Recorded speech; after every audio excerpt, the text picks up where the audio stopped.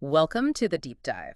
Today, we're diving into something, well, it feels like it should be straightforward managing pain, Hmm. but actually, our sources show there are some really specific, very powerful principles involved, Hmm. especially for tough situations like cancer pain. Right. You might think you've got a handle on it, but we're hoping to give you a bit of a shortcut today to really get those nuances that make pain control effective. Exactly. We've looked at quite a bit of material on cancer pain management, and we've tried to pull out the real core insights. The goal really is to, move past the common stuff and show you what truly effective pain control looks like. Okay, let's unpack this then. When you're dealing with pain, where do you even start?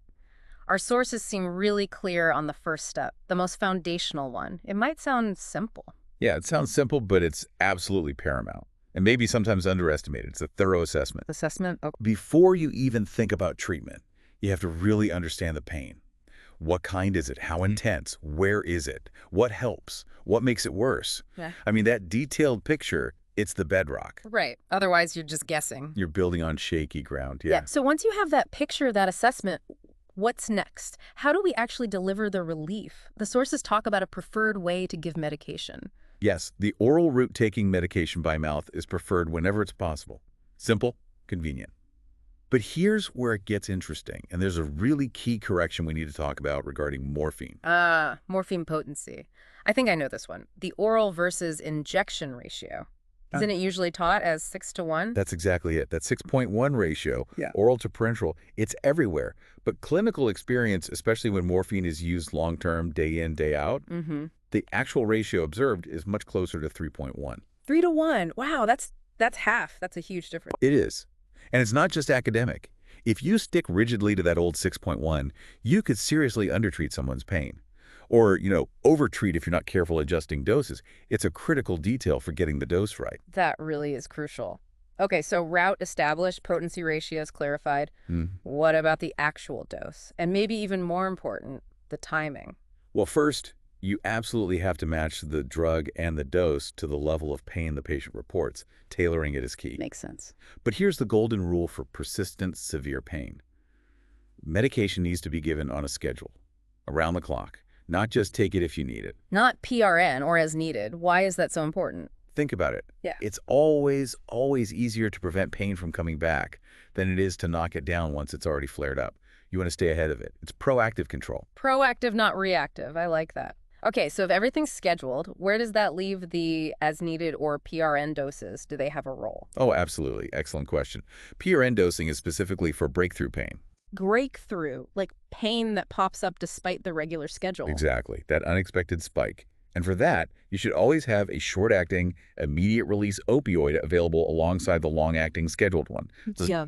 your rapid response plan for those flares. Okay, so it sounds like this isn't a set it and forget it kind of thing. It needs watching. Constant vigilance, yes. You need frequent reevaluation, especially when you first start therapy or make changes.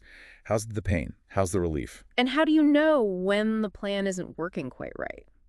When to adjust? There's a key indicator. If someone needs more than just two of those as-needed breakthrough doses in a 24-hour period, Uh-huh. that's a clear sign. The main scheduled regimen isn't cutting it. It needs modification. And here's another important point. Before you jump to a different drug, try to maximize the dose and the schedule of the current one first. See if you can get it working better. Got it. Optimize what you have before switching. Now, is it all just about the main painkiller, the opioid usually, or is there more to it? It's definitely more holistic than that. You absolutely need to think about managing side effects from the opioid itself. Like constipation, it's incredibly common, almost expected, so you plan for it with other meds. Right. Manage the side effects proactively, too. Exactly. And then there are adjuvant analgesics. These aren't primary painkillers, but they help boost control. Things like certain antidepressants or anticonvulsants can be really effective for specific pain types. Okay. And don't forget, non-drug approaches, physical therapy, psychological support, they're vital parts of the overall plan. So putting it all together, what are we actually aiming for? The sources mentioned something called the 5 A's as goals. Yeah, it's a great framework. Really helps keep track of the overall goals. The 5 A's are, first, optimize analgesia, get the pain down. Okay. Second, optimize activities of daily living, help the person function, live their life. Third, minimize adverse effects, keep side effects low. Makes sense. Fourth, avoid aberrant drug taking. ensure safe use, prevent misuse, and fifth, address, affect the relationship between pain and mood. Recognize that psychological impact. Analgesia, activities, adverse effects, aberrant drug taking, and affect. The 5 A's. That's a helpful checklist. It really is. And the impact here, it's not just about feeling better, is it? Our sources suggest this connects to much bigger things, quality of life even, survival. Absolutely. Effective pain control isn't just comfort. It enables people to eat better, sleep better, be more active, engage in treatment. It has systemic benefits. It really can impact overall outcomes. Wow. And what about really severe acute pain, like a crisis? Yeah, for those situations, the sources suggest thinking about admission to a hospital or maybe an inpatient hospice setting, somewhere you can get really intensive management quickly.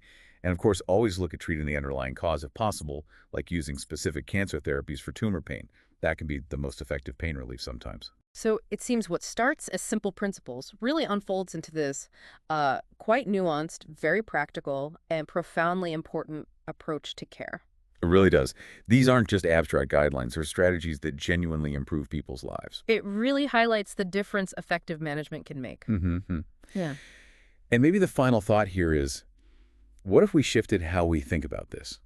Not just see pain management as fixing a problem once, but as this dynamic, ongoing thing, a continuous process of checking in, adjusting, supporting the whole person. Always reassessing, always adapting. Exactly. Truly effective care, it's proactive, it's multifaceted, and it's always looking at the bigger picture of well-being, not just the pain score.